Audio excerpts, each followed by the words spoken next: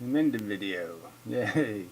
On the brain stuff. So, not for the faint of heart and such. I'm going to say things boldly, like there's no free will, and your brain is you're just a robot with a set of programs that you've acquired in kind of a sloppy manner through some sort of sloppy life. And especially in the world today, even though it's 2018, facts are just these, mushy things that aren't really facts. And so we don't even have logic to depend on because so many people have such a poor understanding of just even the basic rudimentary function of the planet. And, there's truthers and all kinds of nutcases, and it's really bad.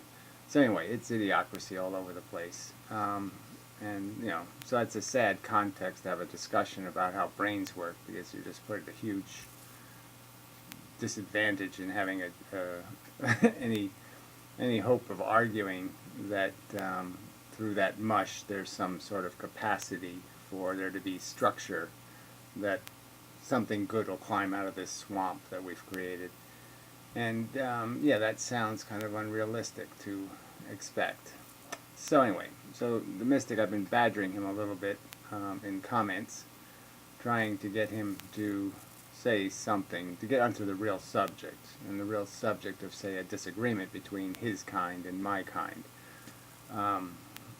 And it being the fact that I think we're smart enough to know things, and once we know those things, we can have a devotion, a personal ambition to recognize that the little simple thing, a fact, right? If you're going to have a war, you can't win the war if nobody fights in the war. So somebody has to fight. You kind of recognize that somebody's got this responsibility or this duty, and then some people recognize it and they say, okay, I'll show up and do what I'm supposed to do because I know we can't win if I don't show up. That kind of thing. So in a sense, he'll say that's very unrealistic of the soldiers to show up for the war, and I would argue that no, it's the only way. The only reason to have hope is that that mechanism actually works. That somebody will show up to fight for what's right and what's wrong, and we can kind of, the point is, the smart people can kind of know what right and wrong is, and they can know what they should be defending and what they should be fighting. What things are good for the future, what things are bad. So I've made this point over and over, but it's kind of an obvious piece of logic that our welfare in this place called the present is just a tiny portion of potential human history.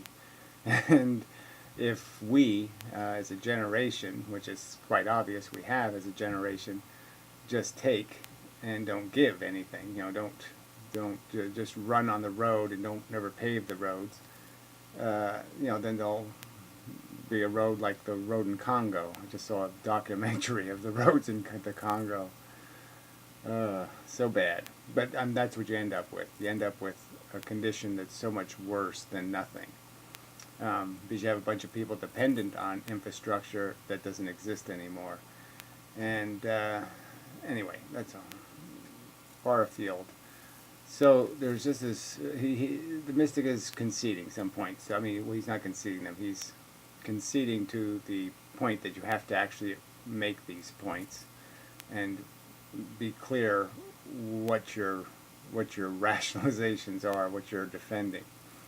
And so he likes to classify people as people who are free will people and people who aren't free will people. And he would call the not free will people the we, and the thems are the free willers, and that they're not capable of having certain conversations because, yes, they really haven't understood that everything they're saying and everything they believe in is just a pile of shit that they've grown attached to because it works for them personally. And that's not the only standard, but it does become the Homer Simpson standard. I mean, anything given to Homer Simpson turns into far less of a tool than it would be if it was in somebody else's hands, somebody skilled. And so all facts are ruined by a Homer Simpson in a sense because they'll be used in some poor manner rather than some purposeful manner. All right, so how to get to this overview thing. So the real overview is where I'm going to get to, but I'm going to go backwards once I point out where we are. So where we are is at some point where smart people know this is a shitty game. It's totally unfair, stupid, retarded on so many levels, and that even when you're playing your best, it's still crap. It's still made out of exploitation, and it's way too expensive. I mean, all kinds of arguments I've made. These are sort of anti-nihilist arguments, yet the mystic will never, just won't go there for whatever reason. Like it's somehow it's impolite, to point out that he can see no logic in perpetuating a very bad game, and he would, I think, plainly say that if it wasn't for some inhibition, some program that says it's none of my business or something. I don't know what it is. I don't know what his apprehension is made out of. But anyway, you have this idea that we're organisms, animals, and everything we do is, cats are cats, groundhogs are groundhogs, birds are birds, they're all programmed, and humans have a certain range of programming, and that range is just really the same kind of mechanism. We are attracted and repelled, we're addicted, we're comforted by certain things for certain reasons, and that everything we do will be confined into some sort of thing that we make for ourselves right. It works for us, not only if it's going to work for society. And so the argument is whether a person who is distracted by an awful lot of facts or notions in their head that point out things repeatedly about how you're doomed, you're going to die, you're never going to be ready, there's more work to do, and then recognize all the things wrong with the way everything you enjoy is tainted by it being wasteful or inefficient or bad for you or bad for other people. That it's all just bad. We're just making lesser of evil choices. And well, I'm really not getting to the divide. Divide is about whether you should waste your time trying to be a good human in the sense of good cockroach. Be a good human in the sense of your most base needs, which is to just manipulate your function into thinking you are full, that you had a good day, that everything went okay, everything's all right. All this, what's that stupid jingle songy thing? Just be happy. Don't worry, be happy. Get any of these notions about doing anything that matters out of your head, and just concentrate on keeping yourself in some sort of ignorance bliss. Ignorance. I like that. Ignorance bliss. So just ignore the fact that you have this whole pile of facts where there's people being mistreated all over the place. There's all kinds of, it's just grotesquely unfair. People are inheriting money and claiming they're super wonderfully accomplished people because they inherited money. They're rocking around all proud of themselves. I inherited money. They earned it. Just hilarious things like that. And so, somehow you're supposed to just ignore all that obvious insanity. Like the game is so bad. It's such a preposterous game of soccer in the sense that it's just so, it's professionals playing kindergartners. I mean, it's just such a racket, such a sham of a game. And you should ignore that. And you should ignore this fundamental perception of, even if it was a good game, it's just a game made out of attachment and addiction and need and want and hunger. Why keep creating pigs so they can just eat and die? I mean, it's just stupid. So but ignore all that and just stay in your own little world of you're one little cockroach and just manage your own cockroach behavior. Versus the alternative, which would be um, recognize that, yes, nobody fights against the unfairness and the silliness and the stupidness. Nobody points it out.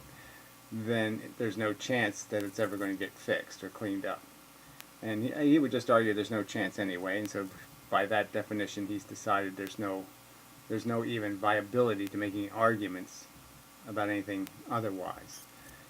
And I don't think he has reason to do that. That would be the argument, I suppose. But that's really the divide. The divide is, should you be a self-indulgent asshole attempting to just trying to find your own little bliss thing by not only getting some of the things you want, the physical comforts, the minimal ones, and recognizing that some of the bullshit you might want is just that bullshit and you really don't need it, like a 2-week vacation in Hawaii or something.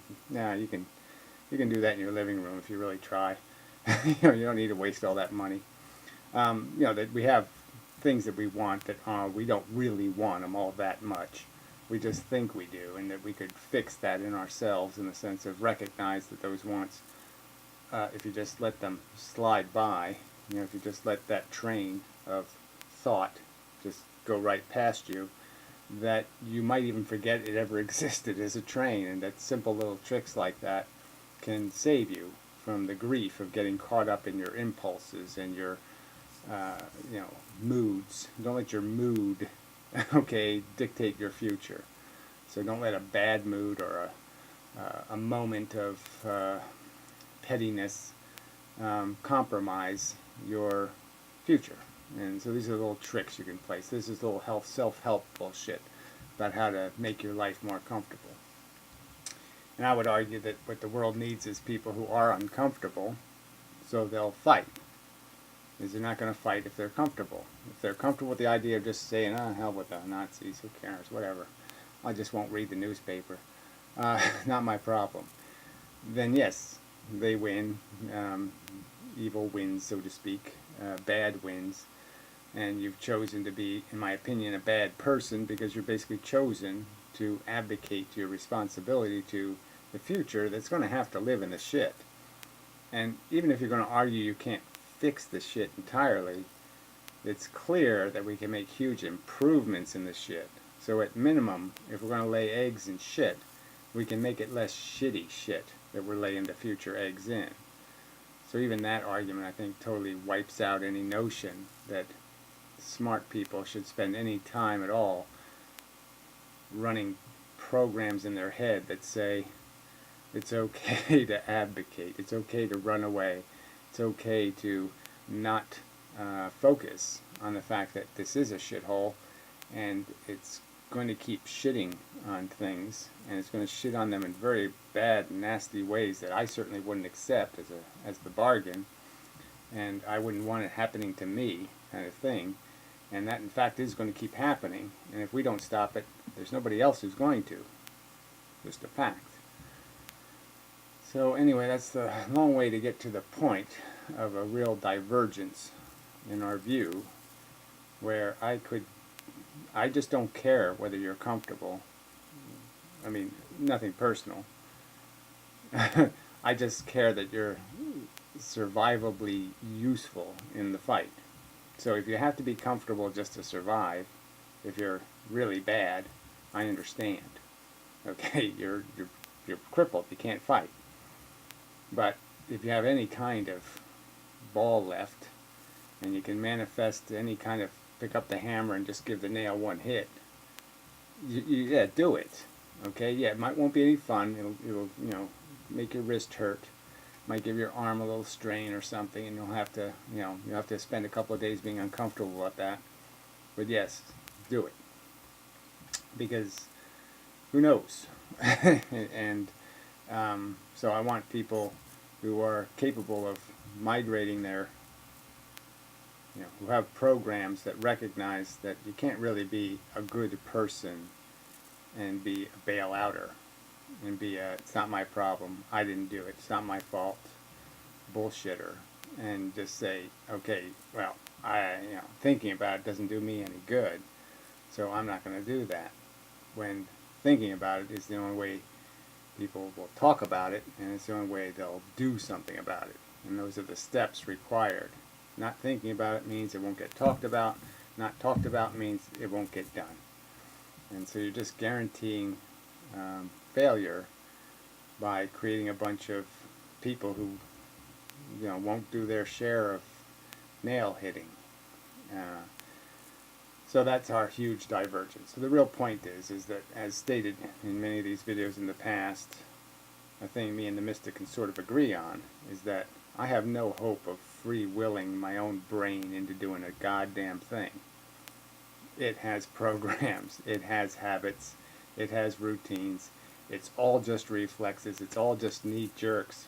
That's all it is. A bunch of jerks of things that got stuck into my brain through personal experiences. And for me, the personal experiences were louder than the experiences you had. I never saw a 13-year-old girl get burned to death under a gas truck. I didn't personally see that, but I personally imagined it. And even doing that can get you in trouble, right? See, I could go out and interview people on the street, and I say, have you ever imagined a 13-year-old girl, from start to finish, like trying to imagine the actual process of being burned to death, the 5-minute process. Have you ever imagined that? And yes, most of them would say, no, I didn't do that. That's like retarded. It's like imagining tunneling up my own asshole or something. Why would I want to imagine doing that? And so you didn't have those experiences. Without those experiences, it's like you didn't go on the fantastic voyage, and you didn't see the heart beating, and you didn't see the arteries and how they work, and so you don't have an understanding that this is reality. This kind of shit will happen, and it's going to be part of the definition of what this game we're playing will create.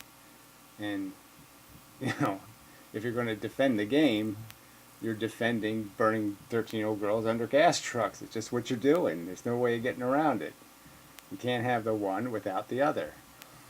So it's a clear price being paid. And then you could go through all the millions of other things. Like, I have attempted, to imagine the 2 million feral cats in New Jersey, trying to eke out an existence. And imagine how many get run over and half killed, and all the just horrible stuff that had frozen kittens and things, and all the, but there's too many to imagine, right? So I can only do this much of it. Maybe somebody else has done that much, though. And that's going to change who they are. Their programming is going to be changed by those images and those thoughts, and recognizing that that's what's connected to my existence. My existence has all this nasty shit tied to it. And it's not some frickin' free ride where you just say, in isolation, would I do me again? Now the question is, would you do average again? And people don't even have I don't think even have a rational perception of what average life on Earth is. And so that's a real flaw in their facts and their understanding, their perception. So anyway, the real point is, I could ask people, do you want to be a good person? And maybe they all might say, sure, as long as it doesn't cost me anything, why not? But that's the whole thing. Now we have to define what good and bad is. And then you get into arguments about capitalism or communism or whatever the, resource economy bullshit. Everybody has their own factional notion about what a working system would look like. And I would argue that all of them are bullshit and nonsense, which just demonstrates the idiocracy part, where we have so little that we can even define as good and bad. Now, I could argue again on the solar panel argument that it's just so obviously stupid. The huge waste of the valuable resource. Millions of solar panels. And they have a potential to create this 100% of energy if utilized right.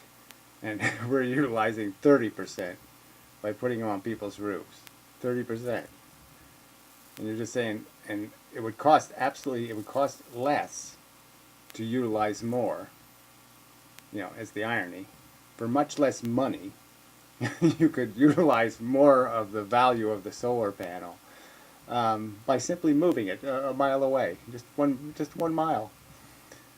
putting it on the ground and having it move with the sun. I mean, really simple technology, having one big converter to do the electrical conversion instead of each house having a separate individual electronic converter. Huge savings, just gigantic gain in efficiency. And you could just say,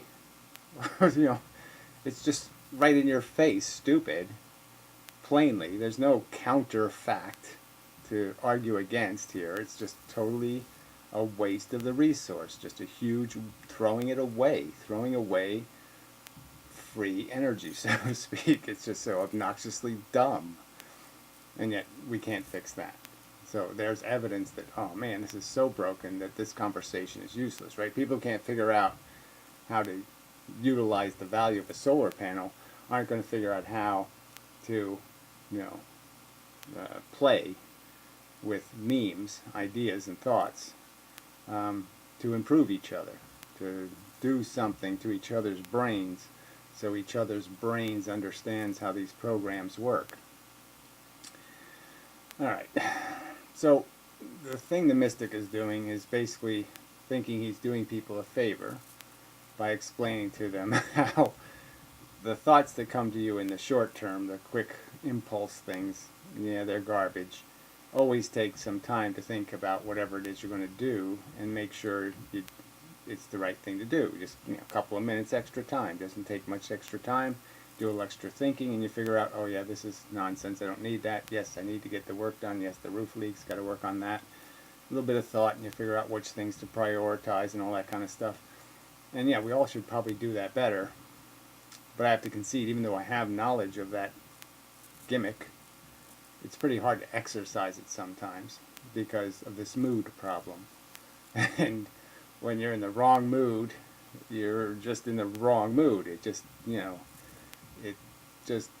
you're just not motivated. You just can't find the motivation to do what your better judgment has already declared the right thing to do. Go take your vitamins. Not much work. Just walk over there and open the bottle and take your vitamin. Not a big deal. But somehow, because we don't function as well as we would like, we're stuck with a bit of inefficiency in even being able to have some running system, some program that always judges us and says you're wasting efficiency. You're wasting efficiency. And it has to keep reminding us, or we will waste efficiency. Alright, so he sees value in doing that. I don't see that as not having value, but it has the taint, again, where his purpose is more focused on turning people back into monkeys, back into lower form human, rather than the human that does see the facts. And that's really the big distinction. And again, that's where I think that's just stupid. It's can't be a good idea. It's got to be bad for the future to have a bunch of humans now thinking about what's in it for me and how do I maximize my personal gain. And so I have to sort of come back to that argument because he emphasizes this idea that you always have to make it personal.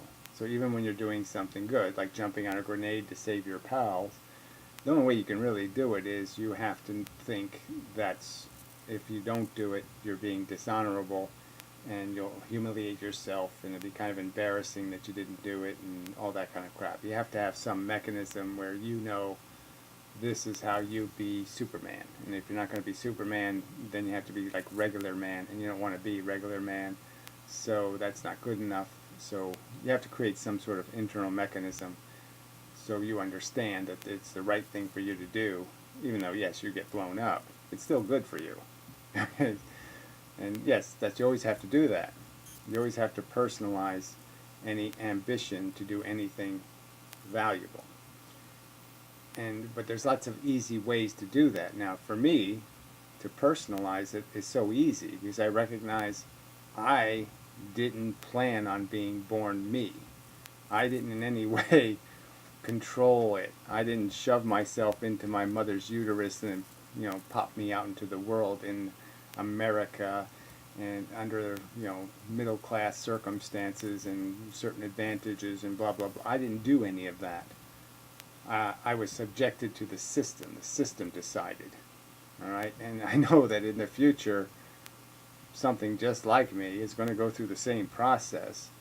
So I recognize a huge me-ness in those future individuals. And I recognize that if I keep letting people have, glorify retardation, for example, which they've now done, that's you can always find that. You always know when a culture's gone really dumb is when it makes retardation some sort of spiritual disease. And we're sort of getting there when it's a horror, and plainly it's not a good thing.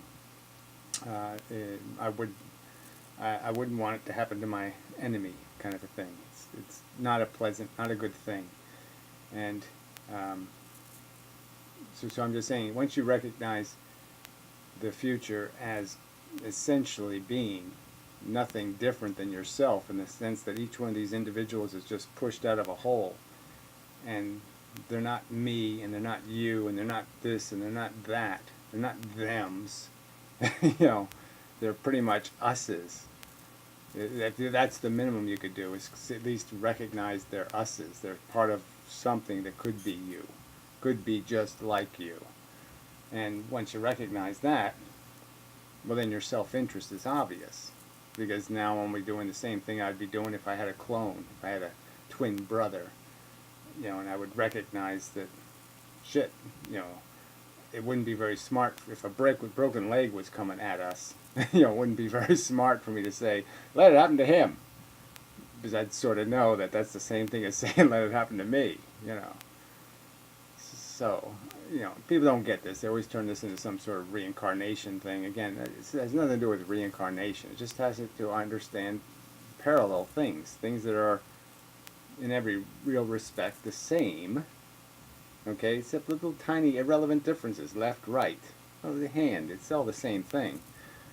And it's all the same thing. Feeling creature thrust into a world that it tries to make sense of.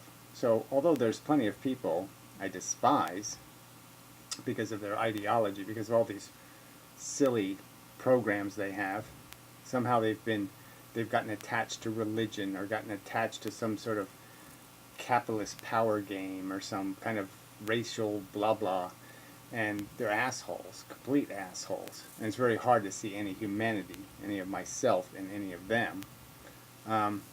I clearly can see the other side of it, where there's a ton of people I can see who, for just a little bit of my advantages that I had, I would be them, the homeless, or somebody with, some mental illness, who's been on a bunch of drugs that now have them totally fucked in the head.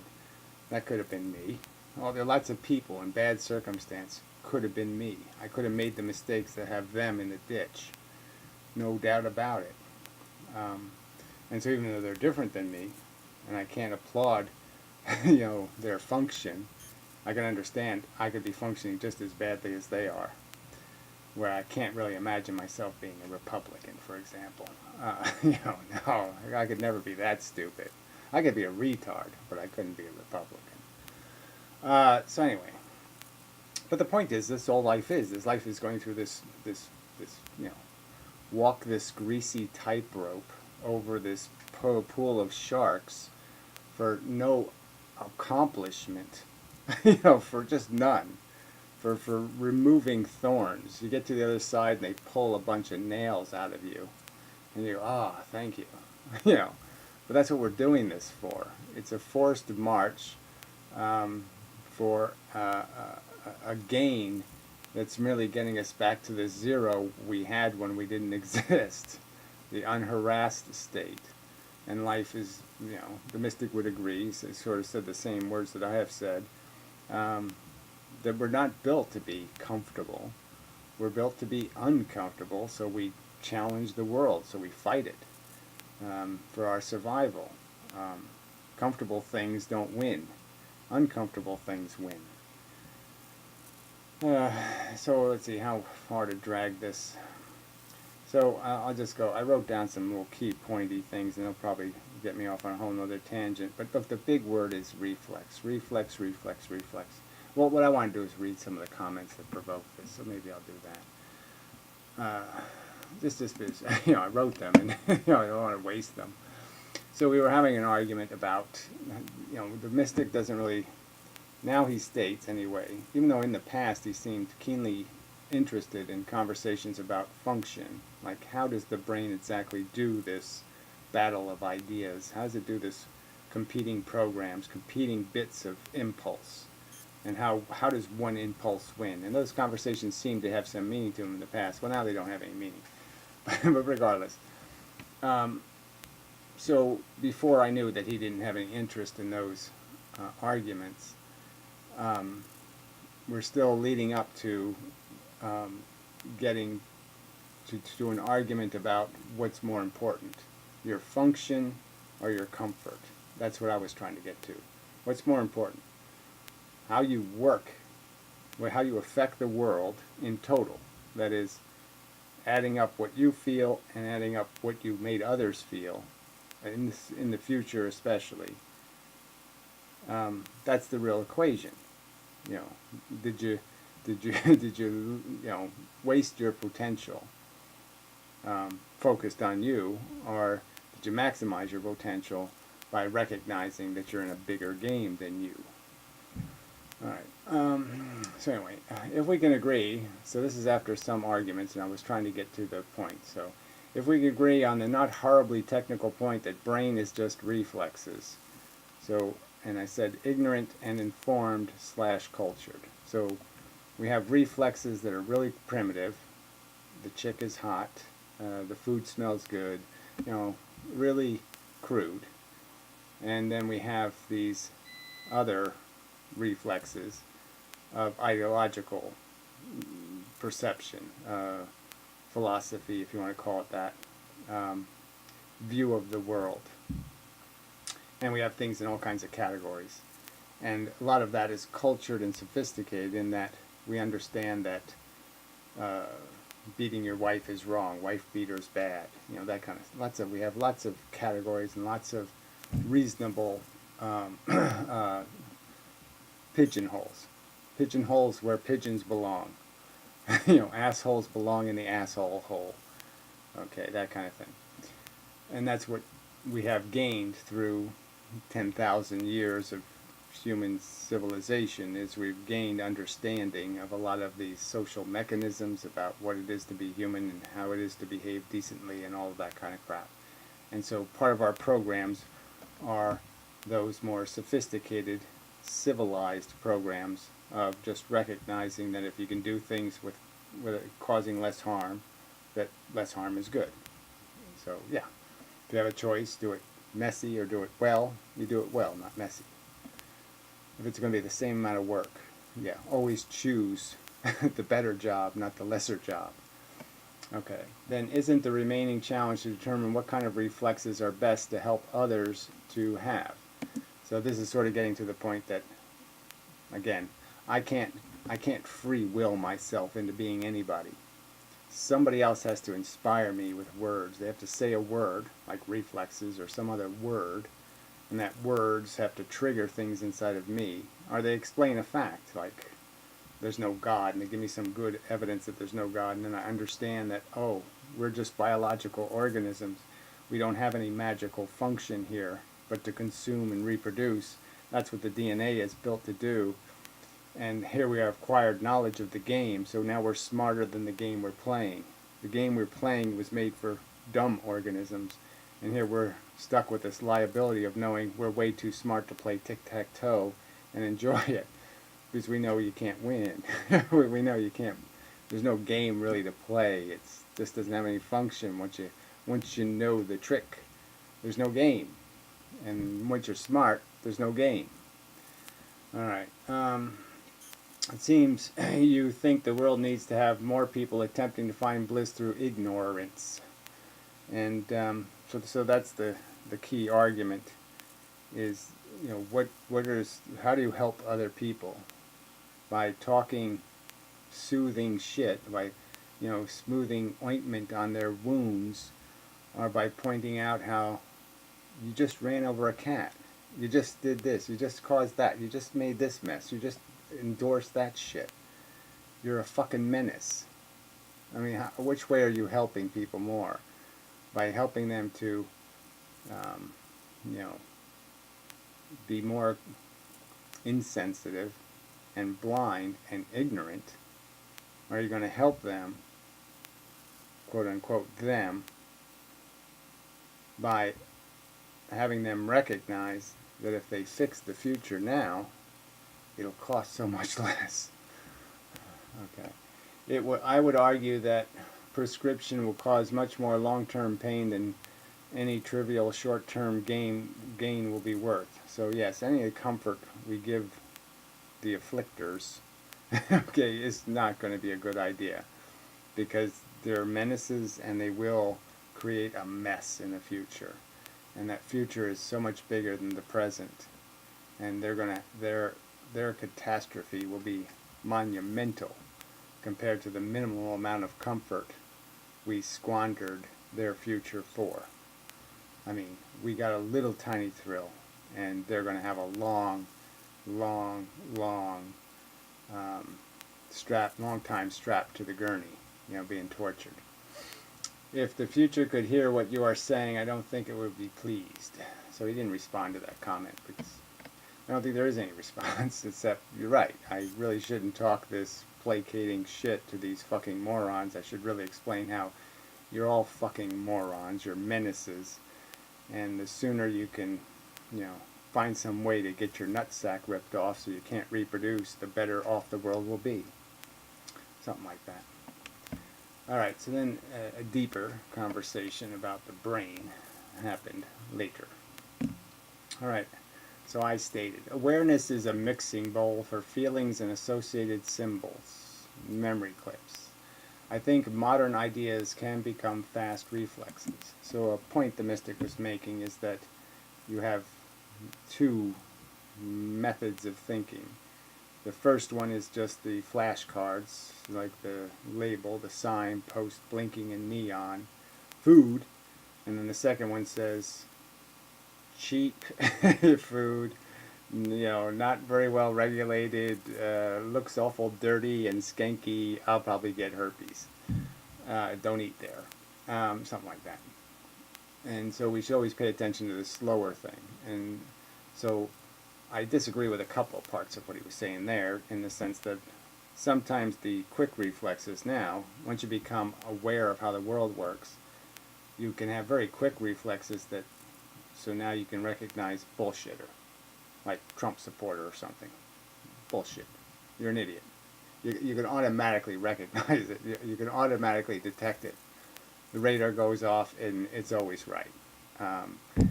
And so the immediate response can be a very sophisticated response because it's been learned over time and it's been well tested.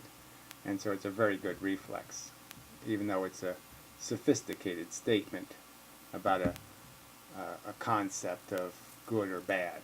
And it's a very reliable definition. All right.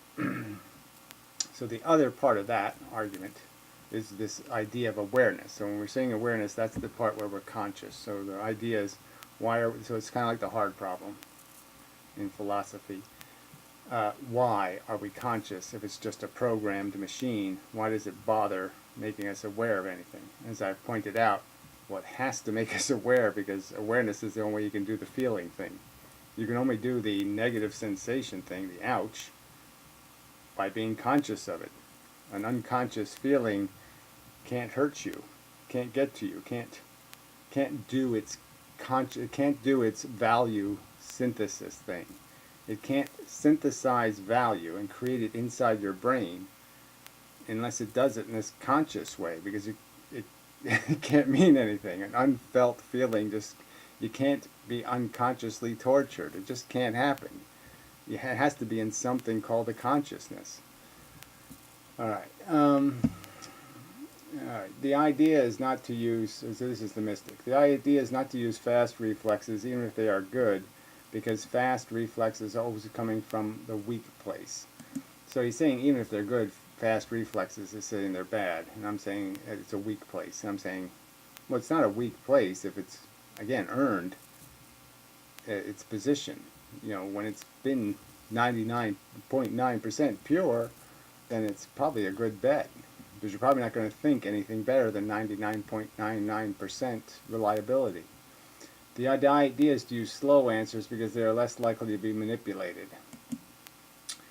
Well, obviously, if you have endless amounts of time to think and ponder things endlessly, then I'd say yes, go ahead. Think more all the time. But obviously, who has all that extra time? So the idea that you can waste too much time figuring out whether somebody's an asshole when you already know they're an asshole, I mean, there's no real point in trying to figure out maybe Trump's not an idiot. No, of course he's an idiot. No, wasting time figuring out whether he's not an idiot is just a waste of time. He's an idiot. All right. It is like it takes longer to build, but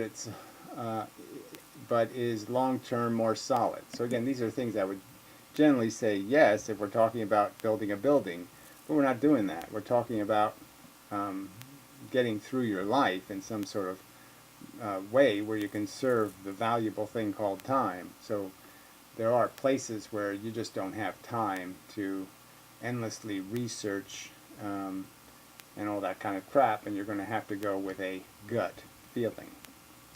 All right, your mixing bowl idea as written is useless. So again, unnecessary, but whatever. All right, your mixing bowl idea is useless. That's the quote. Well, it explains the two things have to be combined. So it explains my point is that you have to, the whole point of the consciousness is to give reality to the value. So you have to make it an ouch. You have to make it negative. You have to make it real as a negative, and you can only do that by actually experiencing it consciously. And then the idea is that somehow you're going to associate a negative to a thing, like a Trump. And you're going to tie the two together. And so the only place you can tie them, sort of, is in the consciousness where the two of them are in the same place at the same time and you can stick them together. Sort of. So that's why I called it a mixing bowl. It's because you're basically just taking value impressions and attaching them to events.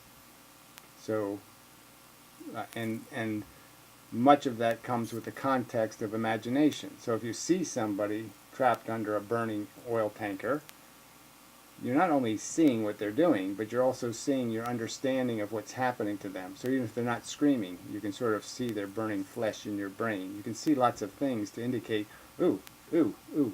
You can see ooey bits. Okay, and those ooey bits will now be attached to it, even though you didn't really see it in the actual event. You know it's part of the actual event.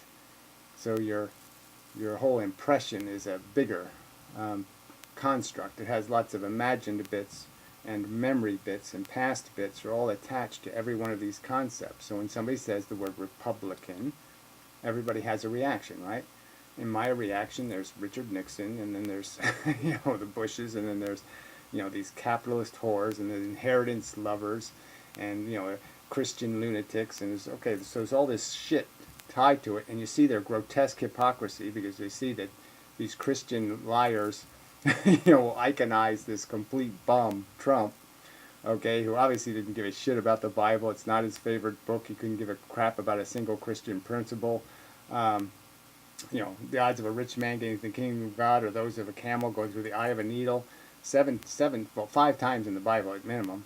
It doesn't mean anything, though. It's just a piece of shit. They wrote it for no reason. It's in there for no reason. That's all, that whole statement. I mean, these Christians are such hypocrites. Just so the Christians can hate on some foreign Christians. They don't like the foreign Christians getting into the country, the Mexicans. Whatever. I mean, it's just so fucking stupid. But that's not even. But anyway, everybody has that. They had these things connected to things, and I don't know how people make their silly connections. How they rationalize these silly alliances. Between the right-wing Christians and these greedy inheritance whores. But anyway, that's a whole other subject. Well, it explains that the two things have to be combined. Either feelings and thoughts are present view and past imagined view. So I was trying to say with past imagined view that, yes, it's mostly memories that our imagination is made out of. Like, we don't really do any creative imagining.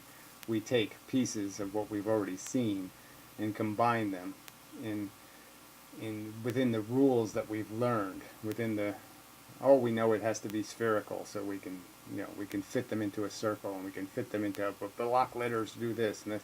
And this is all stuff that we've learned through experience, through contact, through having the experience of seeing something well done and saying, ooh, that's really nice, and then your brain tries to imagine it. What's the elements of it? What makes it nice? And then you try to synthesize that, and that's your creativity. You're not really creating. You're just building on what you've learned and mixing it together, combining it. All right.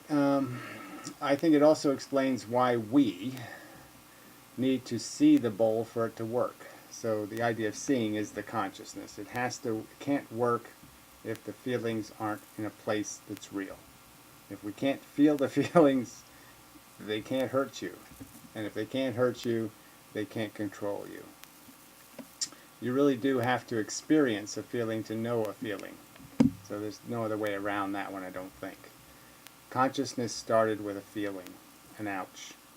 And then the association with the ouch, connecting it to things like shark and whales and this and that, whatever the little bit that was doing the first ouching was, whatever he was running from, he associated the ouches with things. And his brain gave him some pre-programmed, once it started working with this ouch, it gave him some pre-programmed ouches in the form of emotions like fear, that would give him some sense that ouch may be coming, okay? And the signals, the smell is in the air. I can smell the bear bad for my complexion, run away.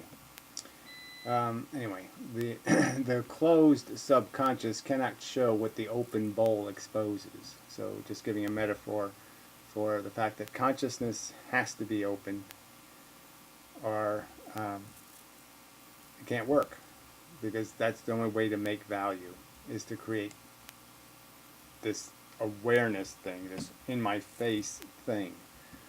And now this in-my-face thing of awareness has been expanded not only to do ouch, but it's doing all kinds of subtle interaction with all these words. So every word in my vocabulary is associated with a little hint of emotion, a little hint of spice, of a texture. The words all have a texture, an appetizableness. They're all, either that word tastes good or that word tastes bad, kind of thing. There's definitely an element of sensation to the concepts. All right, so he says, I'm trying. Yes, consciousness only shows what it is conscious of, tautological. But why does it have to show only mixed content? So I never implied that it has to be mixed. You can just feel frickin' somebody hits you in the head with a hammer and you just feel, ow, fuck, ow, ow. Or kicks you in the balls, probably a better example, where the pain, you're totally focused on just the one thing. You don't really think about, oh, I got to pay my taxes, or something. You're not thinking about anything else when that is happening. So it's not like it has to have mixed content. I'm just saying it's the place where if you wanted to stick something to a feeling, that's the place to do it, because the feeling's there, right? It's, you can catch the feeling there. All right. Let's see, mixed with them, idea things. Okay, try this. Feelings have to be seen, awareness. So that's what I'm saying. You have to have consciousness to see a feel. To feel a feeling, you have to be conscious. Therefore, anything that is going to be mixed with them, idea things like notions, ideas, thoughts, symbols, they will then all be seen also. So if you're going to attach something to a sensation, a positive or negative sense, it has to pop into the consciousness for you to do it well. All right. Are you trying to say that feelings have the key to awareness and can kind of take things in through to awareness with them? I wasn't really saying they can drag things in, but how exactly the subconscious, obviously the subconscious leaves a trail that you can look back. I can remember sort of what I said a minute ago. I can sort of remember, so we obviously have there's obviously tails on all of this stuff that in our short-term memory that keeps those connections kind of open, where we're not seeing it, it's in subconscious, but I can drag it into conscious real easy. Meaning the triggers, the trigger words can trigger, the pulling back of a concept. All right. Are you trying to say, this is him, that feelings have the key to awareness? If not, I still can't see the need for mixing. So, again, I'm not really arguing that there's a need for mixing. I'm arguing that there's a need for the ouch to be conscious. And I would argue that if it's going to get mixed, that would be an obvious place to mix it because the feeling is right there in the consciousness. So if the brain has a function where there's a purpose in attaching things, this is how they get attached. And I think that is demonstrated in how we're conditioned. So when we're living our lives, and young people, so to speak, and we go have interactions in the world, and things happen to us that are bad, things around that we are in our sphere of awareness end up getting attached to that thing. I would argue mostly on a conscious level, in the sense we had to be consciously aware, but even on a subconscious level, things like what color hat the person is wearing is going to be connected to the experience I'm having. And so if it was a red hat and I'm having a really bad experience, red might get some of that bad experience on it as a concept. So when red comes up later, red's going to feel a little worse than it felt before because it has that bad experience tied to it. And so that's sort of the tie between this conscious and subconscious. There's this gray area where there's a bunch of detail in the environment that I do think you're conscious of, in the sense that you see it, your brain processes it, and it gets connected to the experiential feeling. And I think that's essentially how conditioning works. Anyway, it's reward and punishment. It's guilt by association. I think that's entirely how the brain works. It's all guilt by association. Certain things get associated with certain things, and you get fucked. And I've personally kind of lived that, in the sense that I ended up with a neurotic condition of bad conditioning, where I was conditioned into thinking, being too far from my couch is a really bad idea, and once that owns you, it owns you. It's really hard to uncondition it, because the only way I can make it positive is to have positive reinforcement. So that would mean I have to go out into the world and have really wonderful time. And I can't have a wonderful time anywhere, let alone in the world. And so that's really not going to happen. So it's really hard to recondition those negative associations. Those are the real thing we're fighting, is our conditioned responses. The responses that happened to us when we were kids. And I'm grateful for many of mine, just because they did give me the humility to be somebody who could care. They knocked me down enough pegs where I could recognize that my obligation is, I became a vegetarian. I took care of sick animals. I did a lot of things. I used to bury other, cats would get run over on the street, and I'd bury them in my backyard because, couldn't just leave them out in the street. I'm glad I had those um, conditioned responses. Grateful for them, but they're also a huge liability in that, if they get out of hand, yeah, they break your ability to function. So anyway, and like I said, it's really hard to undo it. Once you know you're in a bad game, all the bullshit in the world just ain't gonna make the good ship, the bad ship nightmare into the good ship lollipop. I mean, if somebody's standing up and giving you a bunch of propaganda of how it's all going to be all right, this ain't going to work when you've seen the ship you're on. Yeah. All right. Let's see. If not, I still can't see the need for mixing. Be it feelings with ideas or ideas with feelings. Why can't they be seen on their own? Why does everything have to be value tainted? I guess it would be his broadest question. I would say that's the only way this whole reward and punishment thing works, and it's the only way you actually do get this committee of programs, these various programs, to decide who's the winner and the loser, is based on all those value taints. So through time you value taint these concepts, and some of them keep coming up winners, honorable, decent, correct, and others keep coming up shithead, selfish, fuckhead, don't do that. And so yeah, the good guys that you've declared, that by committee have been declared the good guys, just by the fact that your associations, your rudimentary associations are pain bad, pleasure good, fairness good, exploitation bad.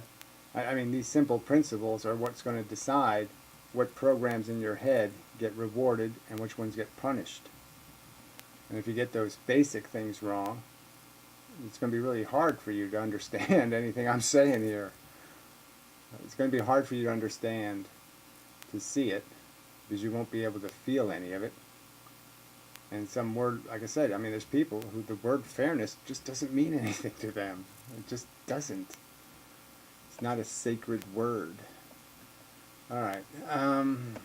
So let me see. My last reply was, would you agree that feelings is the only part of braining that needs awareness? I.e., an unfelt feeling can't do its make value thing. If you get that, then we are just trying to understand why thoughts, that is, concepts, ideas, notions, even ambitions, about doing what the brain has already decided to do. So that's another thing, understanding that what comes into our consciousness is an idea, like I'll go get a vitamin pill. My brain thought of it 6 seconds or whatever before I knew I already decided I was going to do that. So it's like my brain already decided it was going to go get a vitamin. And when I realize it, it's already irrelevant, because I've already set in motion the mechanism to go do it. So it's not even a matter of any real choice at all or decision. It's completely a subconscious mechanism that declares the winner, and I go get the vitamin pill. So the argument is why are any of these thoughts wasting their time in our consciousness?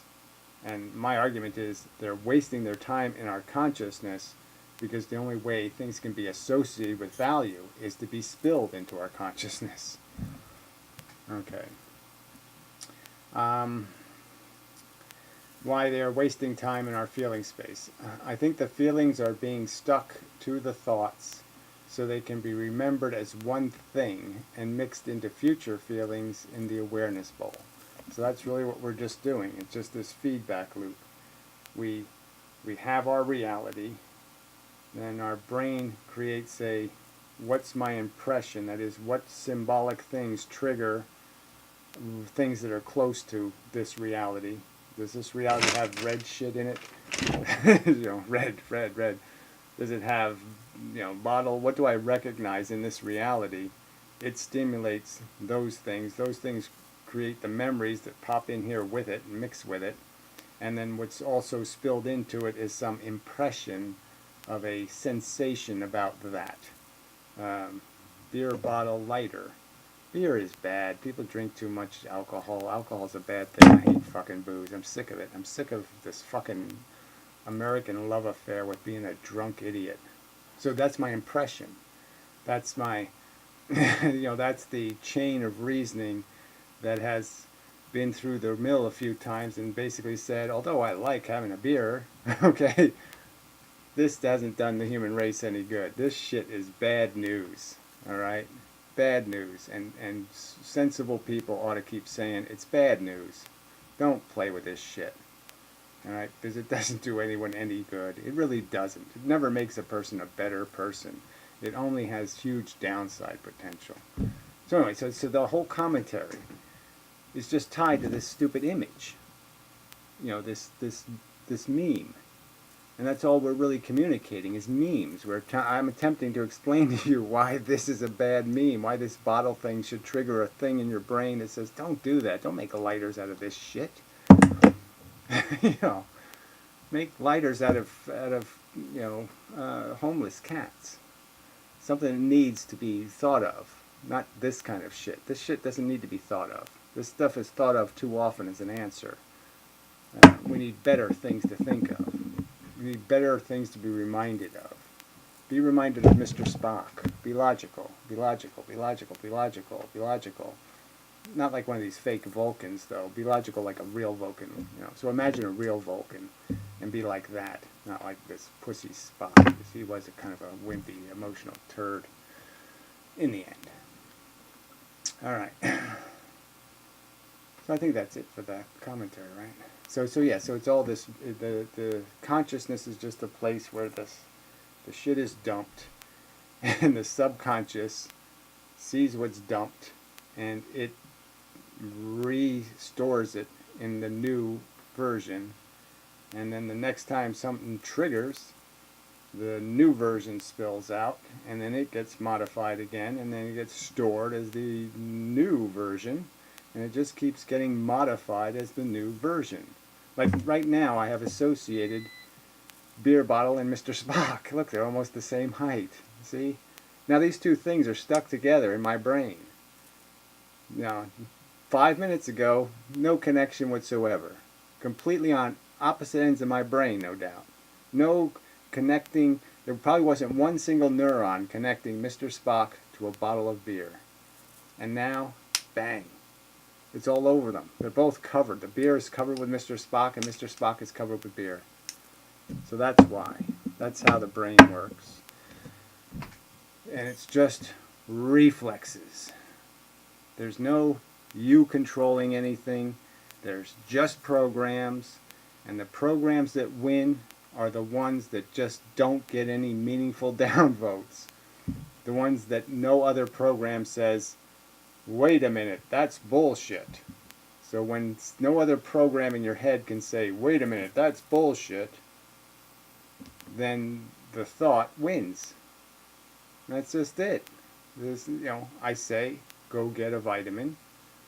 If none of my programs say, oh no, man, my foot really aches, I can't do it. I can't do it. Or, I have a bit of indigestion, don't eat a vitamin, it just make it worse, blah, blah, blah. Some whine. If there's no whine, I get up and go get a vitamin. Something like that. Alright, so this was a long video, and that's probably enough. I don't know if it was longer than any average video or not, but how long was it? Yeah, it's only an hour. Yeah, you can do that standing on your head, right? Anyway, so appreciate it if you listened all the way through. It's just about the most important subject, is understanding the fact that you are just reflexes. These are just memes or ideas or concepts that you're dealing with. And that if you really want to be a good person, then you just have to define what good means, and you have to get that answer right. And if you think good means support the exploitnists, exploit the inheritance wealthy, then you've really got the wrong answer of what good person means. You've really fucked-hearted yourself. I can make a ton of arguments about all that shit, but yeah, you have to try to get the facts right, get the knowledge bits right, the statistics, so you can do rational reasoning, logic. There's no point in being logical if all your facts are wrong. So first you have to have some kind of brain that's able to, recognize the bullshit. Truther 9/11 bullshit. 9/11 bullshit. Bullshit. Bullshit. Insight bullshit. UFO bullshit. Flat Earth bullshit. God bullshit. First get the bullshit out, and then you can deal with these real facts, which are you're stuck in a really bad circumstance in a lot of ways. A huge amount of welfare is at stake. You're captain of a lifeboat that is carrying the last Jedis, okay, that are going to save 1 trillion planets, in the galaxy. And if you don't get this lifeboat to the 1 trillion planets, they're all going to get tortured forever. I mean, there's a huge amount riding on your stupid, cruddy existence, whether you recognize it or not. There could be. It could actually be true that you're in the driver's seat. You're going to decide the fate of the fucking universe. And thinking that you're not, just playing the stupid game of go back to being a fucking monkey, go back to being a fucking cockroach, and just figure out how to keep your antenna clean so you don't get an infection, and how to keep yourself busy so you don't get bogged down in any kind of sad thoughts. Fuck that! Alright? I mean, come on. Fight the bullshit. Fight it.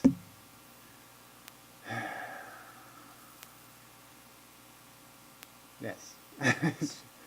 Let the memes that say you got to do better be the memes that win. The ones that inside they're there saying you can do better than this. Even when you're being selfish, you can cut a little bit off of the pie and shove it over there. You can save a little bit for the rest of humanity. You don't have to eat it all. Come on. You can be a little generous. Alright. That's enough. So I didn't even play his video. I could play a little bit of it. Just for the sake of being, since I put it up there, I should have played it.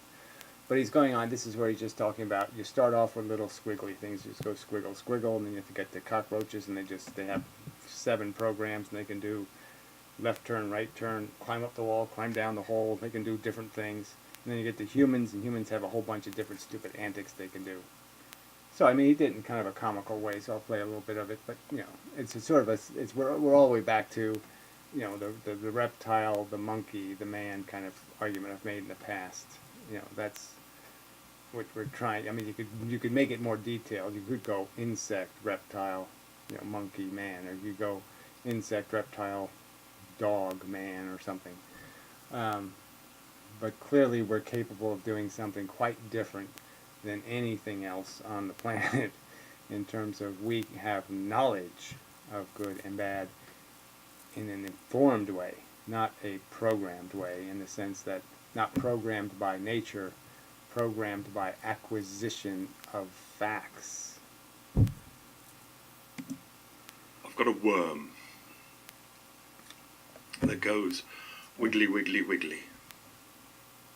It could go wiggle, wiggle, wiggle, but it doesn't. It always goes wiggly, wiggly, wiggly, because its brain is only big enough to have 1 committee member. I go straight on to a cockroach. Alright, so by committee member, it's just another way of saying the programs. So I should have said that earlier, but so it's just this idea that there's, we had years ago talked about dwarfs, the 7 dwarfs as being kind of an example. That you have your sleepy, you have your dopey, you have your selfishy, you have your greedy, you have these different elements to your personality in terms of bits of identity and bits of collected notions that are kind of a personality because there's enough nuance to them. Pussy versus man, girly man, man, silly little things like that. Little bigotries, little prejudices, little ideas of notions, I guess is all. So he's calling the notions committee members. But yes, so there's a bunch of these competing personalities inside of you, and there's a lever, okay, that is do. So the do lever is there, and so whatever one reaches out and grabs the do lever, he owns their brain at that moment, kind of idea. And then I'm sort of arguing that yes, that's exactly, there's nobody running it. So there's no you running it. There's just all the programs fighting with each other, essentially. And the fight really is a no vote kind of election. Anybody who grabs the lever can pull it as long as nobody hacks his arm off. So as long as nobody objects, and puts a lock on the lever, he pulls the lever. So there's no organization besides the passions of the no voters. If the no voters aren't passionate enough to stop it, then the act can take place. So there has to be some strong meme to stop it. And so it's just about having a strong meme that says, I don't want to be a fucktard. I don't want to be evil.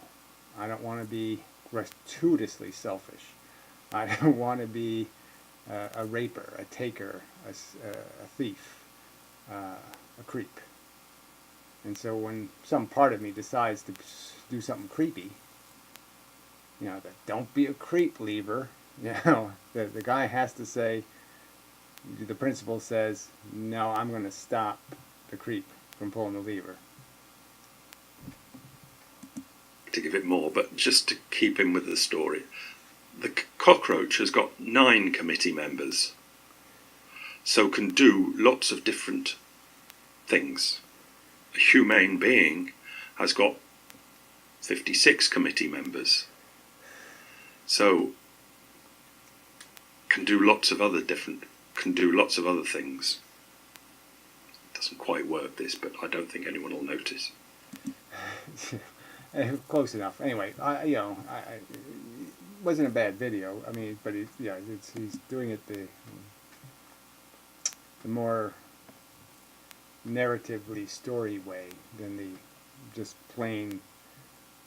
There's nothing inside of you that wasn't put there by an environmental force.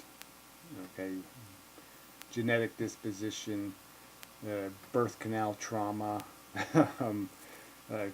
Chemical poisoning by the environment, too much fluoride, and then the social, cultural constructs, and even your moments in nature.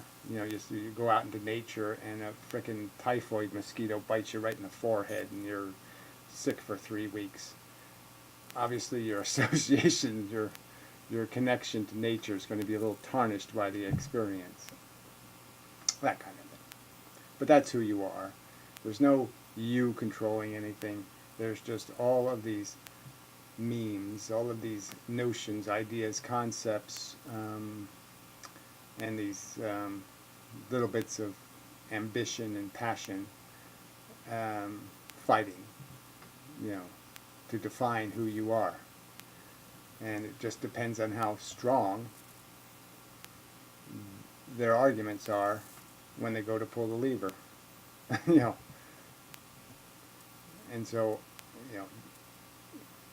pulling the lever for, like, somebody offers me a bribe to become a pro-natalist. They offer me a big, huge bribe. And what's going to happen inside my psychology is, there's going to be a piece of me that's going to say, oh, money, I can do a lot of shit with money. But there's going to be the other memes that are going to say, oh, please, don't embarrass yourself. That's just so bad. Oh, that's pathetic. You can't, no, we're not allowing it. That's nonsense. Something like that. I mean, I think I gave myself less credit than I think I have, in the sense I think I can make a much better argument than, that's silly in terms of a better argument about how you have an obligation to do better. But I'm just saying, just from a personal point of view, yes, don't embarrass yourself. That's just so bad. Taking bribes anyway, right? Taking a bribe for anything would almost be obnoxious to me now, just because it's all that doing the right thing for the wrong reason thing. Fuck doing things. Fuck getting to the right end with the wrong method. We can do it right all the way through. We don't have to depend on being wrong to be right.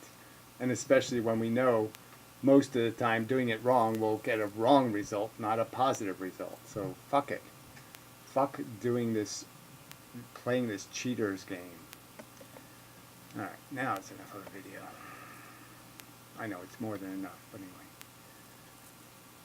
'Tis what it is. Or was.